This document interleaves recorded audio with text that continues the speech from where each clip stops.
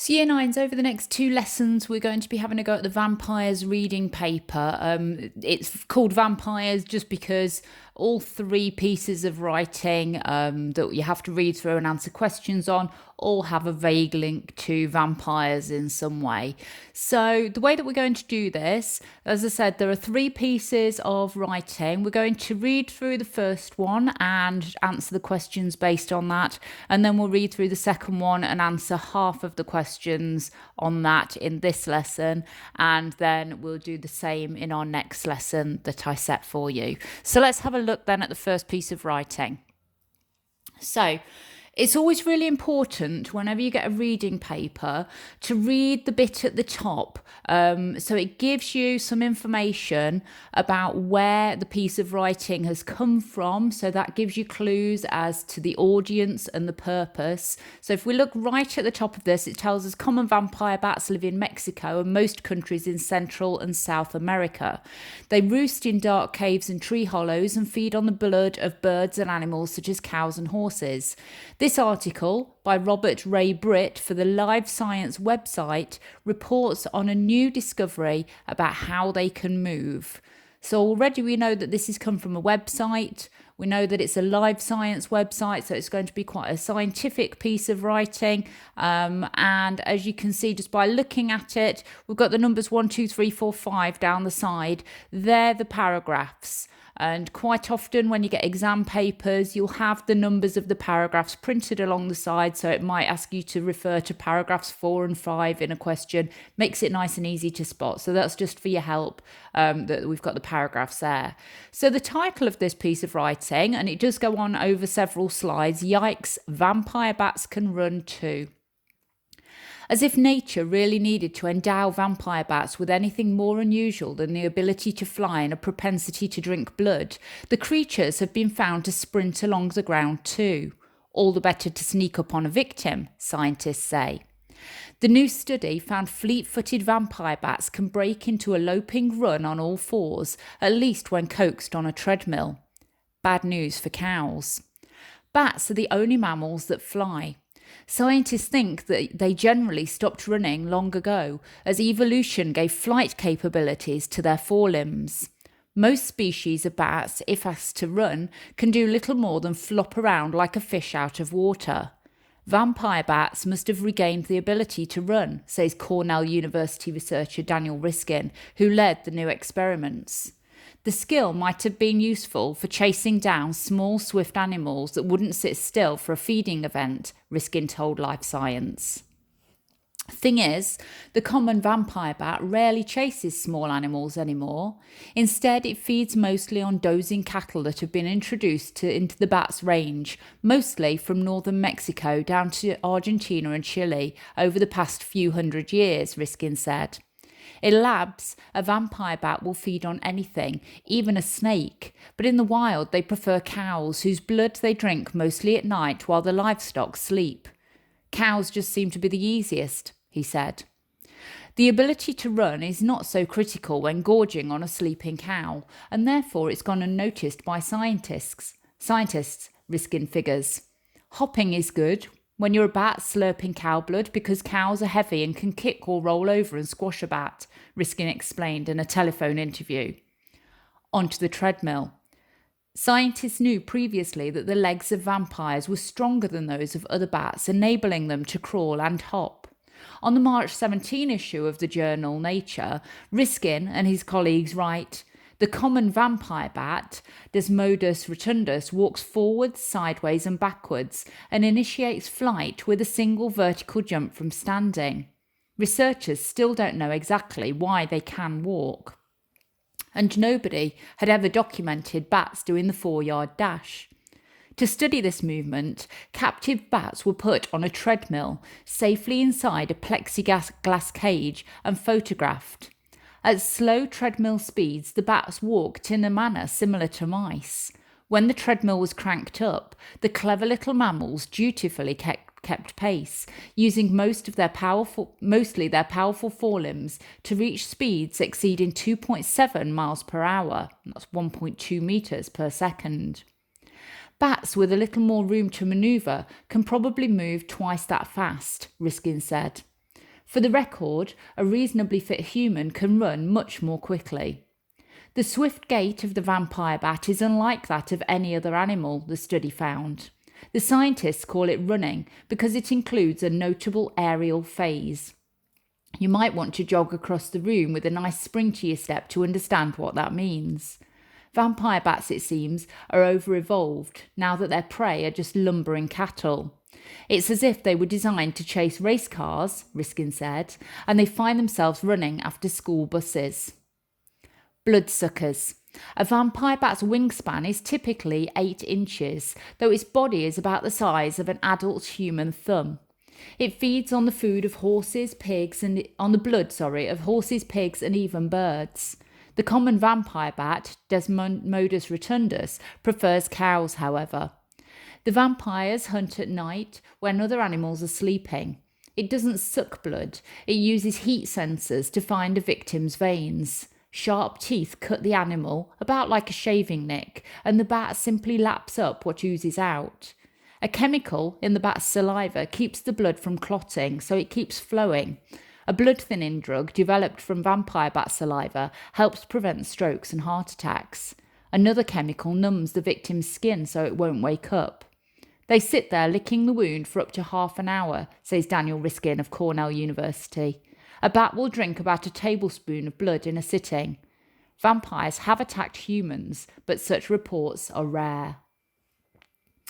So, having read that through then, let's have a look at the first 4 questions. Now you can see for each of these, they're only worth 1 or 2 marks. So these sorts of questions we don't need to be spending very long on, and you certainly don't need to write very much. In some cases, just a word or a couple of words will be absolutely fine. So let's have a look at the questions, and then I'll give you a little bit of time to have a go at answering these. From the first paragraph of the article, so you'll need to rewind and have a look, pause it on the first slide.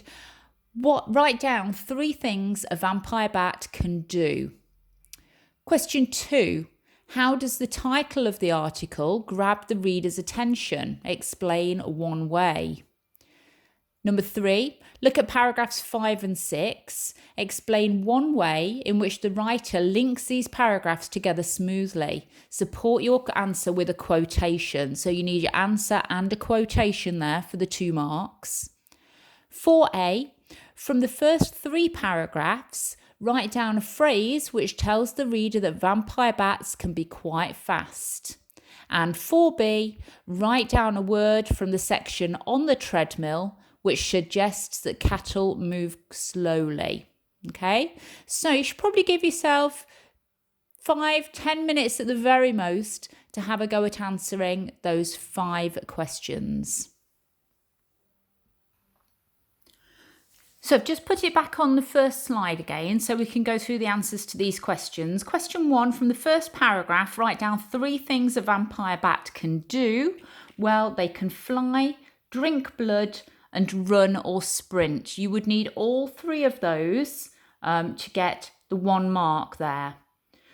Question 2, how does the title of the article grab the reader's attention? Well, you could have put that we've got the exclamation mark, which makes it sound quite dramatic. He uses slang, that word yikes, to amuse us, make us probably think it's quite a light-hearted article, so easy to understand. I always say to my classes that word yikes, it makes me think of Scooby-Doo. So it's got a bit of a comedy sort of feel to it, that word, for me anyway. Question 3. Look at paragraphs 5 and 6. Explain one way in which the writer links these paragraphs together smoothly.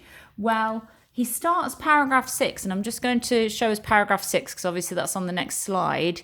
He starts paragraph 6 with thing is, which links back to what's been said before. And there's also the repetition of the word small animals. If we just look back at paragraph 5, you'll notice in the last sentence, the skill might have been useful for chasing down small, swift animals that wouldn't sit still for a feeding event. And then paragraph 6, The thing is, the common vampire bat rarely chases small animals anymore. So that repetition of small animals in paragraphs 5 and 6 helps to link together those two paragraphs. Question 4. So we're looking at 4a to begin with. It says, from the first 3 paragraphs, write down a phrase which tells the reader that vampire bats can be quite fast. Now, there's a couple of things you might have had there. You might have gone for fleet-footed in paragraph 3. You might have gone for sprint along the ground, or you might have gone for break into a loping run. Okay? The second part, question 4, 4b, write down a word from the section on the treadmill which suggests that cattle move slowly. So let's just find that bit. So we've got on the treadmill here. So that starts in paragraph 10 and carries on down here. And you'll see where you've got number 16, paragraph 16, we've got the word lumbering. And that word lumbering means slow moving. So that was the answer that you needed for question 4b. So looking at question 5 now, and question 5 is a longer question. It's worth 5 marks here, and if you had the question paper in front of you, you get a whole page of A4 to answer this question. So it gives you an idea of how much they're expecting you to write. Let's have a read through the question and then see the best way to answer it.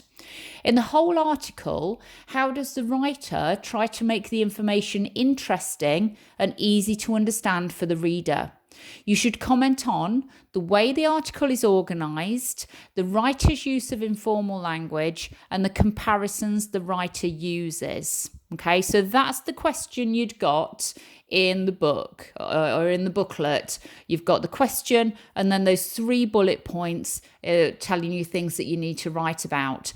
I've given you a little bit of help because rather than looking at this, and I always say this to classes, rather than looking at it as one big question where you've got a whole page of A4 and you've got to fill it with your answer, break it down into smaller questions because the smaller questions are much easier to answer than one very long big question. So it's asking us about 3 separate things that we need to comment on. So let's take them one at a time. How does the way the article is organised make the information interesting and easy to understand for the reader? So the way that it's organised, well, we've seen it's got 22 different paragraphs. They're all quite short. Think about that. How does that help to make it easier to understand for the reader, having lots of short paragraphs? We'd also got subheadings like onto the treadmill and bloodsuckers. How do subheadings help to make it more interesting and easy to understand for the reader? Second part, how does the writer's use of informal language make the information interesting and easy to understand for the reader? So how does the writer's use of informal language make the information interesting and easy to understand for the reader? So here you're going to be needing to look for examples of slang or more chatty sort of language. You might comment on the use of the word yikes, and that's quite an informal, chatty sort of word, a bit of a comedy word, as we said earlier. You've got other examples in there where it's almost like the person writing this is almost like they're talking to you about it and having a chat with you and a bit of a laugh about it, rather than a difficult piece of scientific writing. So think about the informal language, how that makes the information more interesting and easier to understand. And the third part, how do the comparisons the writer uses make the information interesting and easy to understand for the reader? There's a couple of comparisons that are used in that piece of writing where they compare the bats to something else. I'm not going to tell you the answers because I want you to go back, read through, have a look at them, but think about how that makes it more interesting and easy to understand for the reader here. This type of question, the longer question, you'd probably give yourself about 10 minutes to have a go at answering this. So we're going to be using point, evidence, explain language in this. So you need to make your point, whether these things do make it easier to understand or more interesting. Give some examples, so pick out quotes from the text, explain them, and then try and think about particular language choices and explain why they've been used. But make sure we're answering each part of the question, those 3 bullet points. We need to make sure we answer all 3 of those. Okay, so give yourself about 10 minutes, off you go. So you can have a go at marking that 5-mark question that we've just done, giving you a little bit of guidance here. So you would get 1 or 2 marks for general answers, which gives some examples from the text, but may not cover all 3 bullet points. So if you've only answered over about 2 of those bullet points, you wouldn't get any more than 2 marks. Even if you've written a really lengthy, detailed answer, but you've only focused on 2 bullet points out of 3, maximum you could get is 2. That's why it's really important to split that question down and make sure we are focusing on all 3 parts. You'd get 3 marks out of 5 for an answer that comments on the effects but specific details and quotations, but doesn't go into detail. So if you've focused on all 3 bullet points but not really gone into a lot of detail, give yourself 3 out of 5. And then 4 out of 5 for a detailed answer in which all 3 bullet points are covered and comments supported with appropriate examples from the text. As I said, on the question paper, you get a side of A4 to answer this question. So you'll be able to gauge how much you're writing. If you've only written 2 lines in your answer, then it's not detailed enough for what's expected of you here. So we're moving on to the second piece of writing now. So the first one was from a scientific website. This one is about writing horror, forbidden treats by Darren Shan. And we'll be able to see what Darren Shan has got to say to us about writing horror stories. I remember somehow catching the Hammy Vincent Price film Theatre of Blood when I was 6 years old. It's the one where he plays a lambasted Shakespearean actor who sets out to silence his critics with artistic murderous license. In one scene, he feeds a critic the mashed up remains of his beloved poodles, on which the poor man duly chokes. I was blown away. This was storytelling as I'd never experienced it, and even at that tender age, while other kids were glued to nice, safe anodyne stuff, I knew I wanted more. That thirst for more never left me. As a child and teenager, I sought out all the horror that I could, be it in movies, books, or comics. I craved creepiness. If nightmares were the result, all the better. Over the years, I moved on and found other loves. Horror is fun, but it can be limiting, though nothing ever had the same effect on me as those old Hammer movies, or Stephen King's early novels, or the short stories of Edgar Allan Poe. When I came to write Cirque du Freak, I had only one mandate in mind. I was going to write the sort of book that I'd have loved to read as an 11 or 12-year-old. It didn't matter that as a 20-something I wasn't as stoked up by horror as I had once been. I wasn't writing for 20-year-olds. I was writing for kids, and for the kid I'd once been, and I was determined to treat them to the sort of gruesome helter-skelter ride I believed they deserved. Cirque du Freak isn't a reckless, irresponsible book, although it's about vampires and circus freaks. I wasn't interested in sickening readers or pushing back the boundaries of what is acceptable. It explores such themes as friendship, the importance of family, and the need to make personal sacrifices for the good of others. But, like Theatre of Blood, it certainly isn't for the squeamish. While there are no poodles in the book, there are vampires and poisonous tarantulas, a savage wolfman and a snake boy. One character winds up in a coma whilst another gets buried alive. It's a book designed to play on a reader's emotions. There are out-and-out scary scenes, boo moments, as I like to call them, but also darker, less bombastic scenes which will linger in your mind for days and nights to come. That, for me, is the secret of good horror. The subtle menace between the sudden bursts of action and violence. Cirque du Freak is designed not just to thrill you, but to set your nerves on edge. It's sometimes shocking, but also thought-provoking, because that's where I believe the greatest horrors lie. not in having something leap out at you from the darkness, but in staring into the shadows of the night and brooding about what lurks within, waiting, staring back.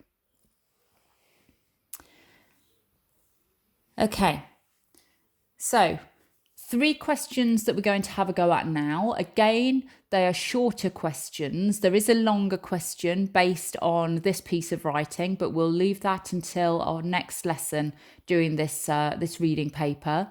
So, question 6, look at paragraph 1. Give one way in which the writer makes the opening of the article interesting for a teenage audience. Just worth 1 mark, so you don't need to write loads. Give one reason from paragraph 4 why Darren Shan thinks that Cirque du Freak is not a reckless or irresponsible book. Again, just worth 1 mark, so you don't need to write loads. And question 8, in paragraph 5, what 2 elements does Darren Shan argue are needed for a good horror story? 2 marks there for the 2 elements, okay? So again, shouldn't take you that long, maybe 5 minutes. Have a go at those 3 questions and then we'll go through some answers. So let's just go through the answers to questions 6, 7 and 8. So question 6 asked us from paragraph 1, give one way in which the writer makes the opening of the article interesting for a teenage audience. So you might have written that he acts as though, or writes as though he's talking directly to the reader. It's quite chatty, it's quite informal. He uses multiple exclamation marks. So if you look right at the end of that first paragraph, I knew I wanted more, 3 exclamation marks. If I was marking that, I'd be crossing out 2 of them because it is incorrect if we're being very strict with our grammar. But when we're chatting, when we're texting, we do tend to use more than 1 exclamation mark. So it's quite an informal way of writing. And you could also have put that he describes a grotesque or humorous scene from a film. So again, that makes it quite interesting for a teenage audience, the way that he describes that scene with the poodles. Question 7, and we're looking at paragraph 4 here. It says, give one reason from paragraph 4 why Darren Shan thinks that Cirque du Freak is not a reckless or irresponsible book. Now, you should have put there for your answer that the book explores important themes such as family, friendship, making sacrifices. If you've got something like that for your answer, give yourself 1 mark there. And finally for today, paragraph 8, it says question 8, in paragraph 5, what 2 elements does Darren Shan argue are needed for a good horror story? So what 2 things are needed for a good horror story? So you would get 1 mark for saying that it should contain shocking, thrilling, action-packed, violent events or something along those lines. So 1 mark for that, but then another mark for saying things about it having more subtle moments that make the reader think and brood. So something that you're going to be thinking about late into the night. So they're the 2 things that he says were needed for a good horror story. Okay, we'll leave that there for today. As I say, in our next lesson, we'll carry on with the questions. There's 1 more question based on the Darren Shan extract and then another extract to look at as well. Okay, well done.